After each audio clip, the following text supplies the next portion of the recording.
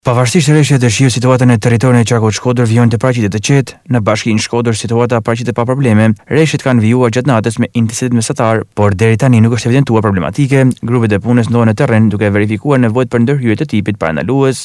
Në bashkinë Vauides vijojnë rreshtet e shiut me intensitet mesatar, nuk raportohen probleme në perronj, ura apo në rrjetin rrogor, furnizimi energji elektrike vijon normalisht.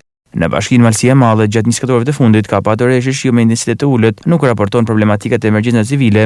Në bashkinë Fusharrës vijojnë rreshtë shiut me intensitet mesatar, ka shkarje dherash, gurësh dhe veshime ujë në rrugët rurale, duke vështirësuar qarkullimin. Gjithashtu ka ndërprerje të shkurtra të energjisë elektrike në disa fshatra. Ndërkohë në bashkinë Puk vijojnë rreshtë shiu me intensitet mesatar, ka dëmtime në disa rrugë rurale në njësitë Gjeçan dhe Luf Qarret, rreshitje të trupave të pemëve në rrugë dhe shembje skarpatash. Ndërkohë nivelet e lumenjve Buna, Drin, Kir, Gjadër dhe prujt në perrejt kryesor janë në kuotat e riskut. Hidrovolt Velipojës, Vilu dhe Qas janë në gatishmëri dhe punojnë normalisht.